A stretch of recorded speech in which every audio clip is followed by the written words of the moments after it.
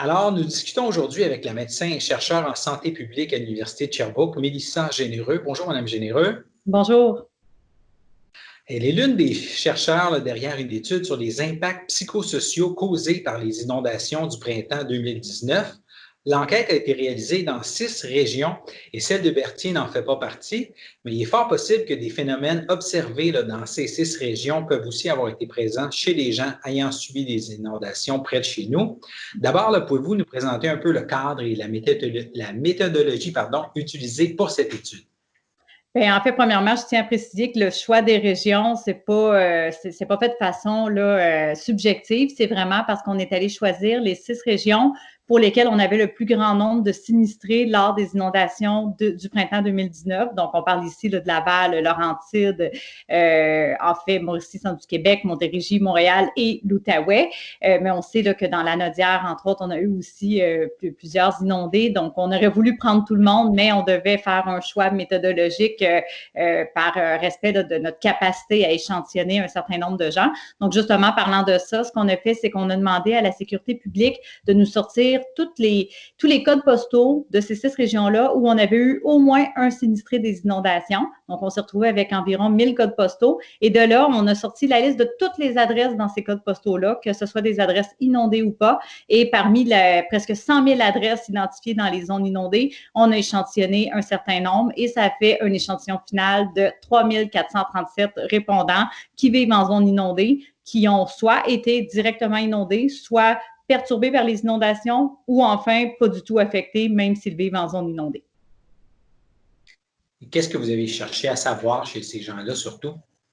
En fait, on a été beaucoup inspiré de toute une littérature, des études qui ont été faites au niveau d'anciennes catastrophes, que ce soit au Québec ou ailleurs dans le monde. Je pense notamment à la tragédie de lac Mégantic. Certains pourraient dire, c'est quoi le rapport entre les inondations et la tragédie de lac Mégantic? Mais croyez-moi, il y en a beaucoup.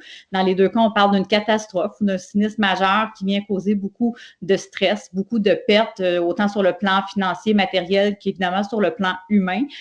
Donc, on s'est inspiré de ce qu'on avait fait à lac Mégantic, une équipe de chercheurs et moi-même, pour suivre au fil du temps les impacts psychosociaux. Donc, on parle de stress post-traumatique, d'anxiété, de dépression. Donc, tout ça, le but était de le suivre au fil du temps à lac Mégantic. Et c'est comme ça qu'on avait démontré que les impacts perduraient dans le temps et touchaient beaucoup plus de gens que ce qu'on aurait pu l'imaginer. Et ça avait été excessivement utile pour faire valoir à nos décideurs, à nos politiciens, un peu à tous les niveaux, au niveau municipal jusqu'au niveau provincial, qu'on devait continuer à soutenir la communauté de lac Mégantic. Donc, inspiré de ça, on s'est dit, on va faire la même chose pour les communautés qui ont été inondées ou sinistrées par le printemps 2019, toujours dans la même optique de démontrer cet impact-là et de le faire valoir à nos décideurs pour qu'ils puissent le considérer dans leur prise de décision. Est-ce qu'il y a un certain nombre de profils types qui se dessinent parmi les personnes sinistrées?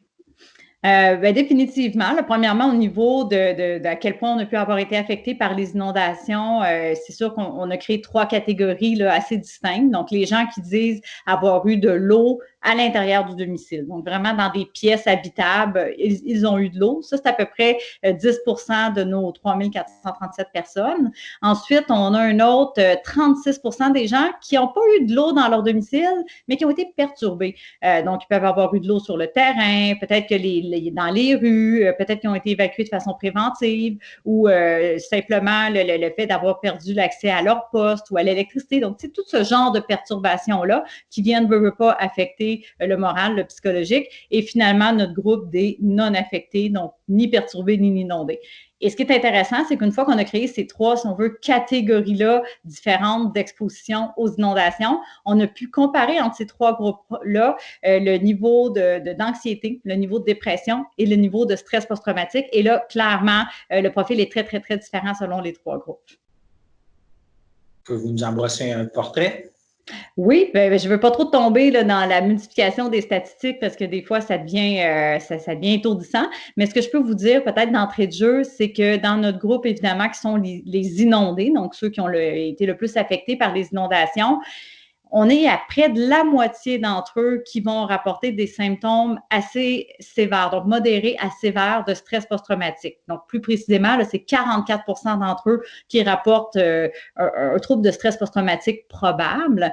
Ensuite, on en a 21 qui rapportent un trouble anxieux probable et 20 un trouble dépressif ou un trouble de l'humeur probable. Donc, c'est vraiment très élevé. Si on compare avec notre groupe qui est non affecté, là, qui représente un petit peu plus monsieur, madame, tout le monde, on voit que ces proportions-là sont évidemment beaucoup, mais beaucoup plus basses.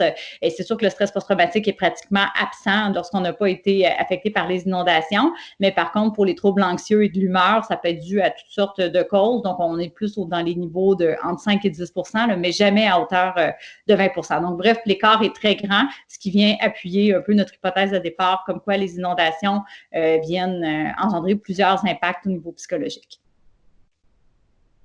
Et à la lumière de votre étude, qu'est-ce qu'on devrait faire différemment à l'avenir, compte tenu de ce qu'on a appris par cette étude-là? Bien, en fait, vraiment plusieurs choses, parce que là, c'est sûr qu'on a regardé les impacts psychologiques d'une part, mais on a aussi regardé les stresseurs, parce qu'on ne veut pas juste dire que les gens ne vont pas bien, mais on va essayer de comprendre pourquoi. Donc, dans les différents stresseurs qu'on a pu mettre en cause, oui, les stresseurs qu'on dit primaires, qui sont liés à l'inondation elle-même, donc à quel point les eaux ont monté haut chez vous, à quel point vous avez perdu beaucoup sur le plan matériel. Vous ne serez pas surpris si je vous dis que ça a été directement en lien avec les problèmes psychologiques. Donc, plus les eaux ont monté haut, plus on a perdu beaucoup sur le plan financier ou matériel, plus les gens étaient stressés et dépressifs, ça va de soi. Par contre, ce qu'on a aussi regardé, c'est les stresseurs qu'on appelle secondaires. Donc, des stresseurs sur lesquels on a peut-être un peu plus de contrôle comme société. Donc, le stress qu'on vit comme sinistré une fois que les inondations sont arrivées. Donc, une fois que les eaux se sont retirées et que là, on doit retourner à la normale, bien, les gens ont à rénover, ont à nettoyer, ont à appeler la Croix-Rouge, à se relocaliser des fois pendant un certain temps. Donc là, il faut appeler la Croix-Rouge, il faut appeler les assurances. Des fois, il faut faire un prêt bancaire. Il faut certainement appeler le ministère de la Sécurité publique pour ouvrir un dossier d'indemnisation. Évidemment, on appelle notre ville, l'inspecteur municipal pour faire tel travaux. Donc, ça fait vraiment beaucoup de gens à contacter. Et ce sont tous des gens qui, habituellement, ne se parlent pas vraiment entre eux. Donc, il y a un poids hyper lourd, qui est ce qu'on appelle un stresseur secondaire, qui est au niveau des processus administratifs, puis le stress financier aussi, évidemment, qui s'ensuit. Puis tout ça dans un contexte où les gens doivent retourner à leur travail, l'école recommence, la garderie recommence. Donc, on est censé reprendre le beat normal sans nécessairement avoir l'énergie puis la force de se battre un petit peu contre le système. Donc, ces stresseurs secondaires-là, eux aussi, les gens qui sentent qu'ils n'ont pas eu assez de soutien sur le plan financier, qui n'ont pas eu assez de soutien sur le plan moral ou encore du soutien carrément concret, là, comme par exemple de l'aide pour nettoyer puis reconstruire, bien, ces gens-là ont été encore plus affectés par les inondations que ceux qui ont bénéficié d'un bon niveau de soutien au niveau moral, concret ou financier. Donc, tout ça pour dire que je pense que ce qu'on doit retenir de ça, c'est que oui, les impacts sont très importants et on doit en tenir compte, ne serait-ce que de fournir du soutien psychologique et moral par des travailleurs sociaux et des psychologues, mais c'est pas suffisant. On doit vraiment aussi agir à tous les niveaux pour s'assurer que nos sinistrés ont le soutien très tangible, très concret dont ils ont besoin, ont peut-être de l'aide pour se démêler dans tous les processus administratifs et évidemment, on ne le dira jamais assez, s'assurer que les sinistrés aient un soutien financier à la hauteur de leurs besoins en lien avec les pertes qu'ils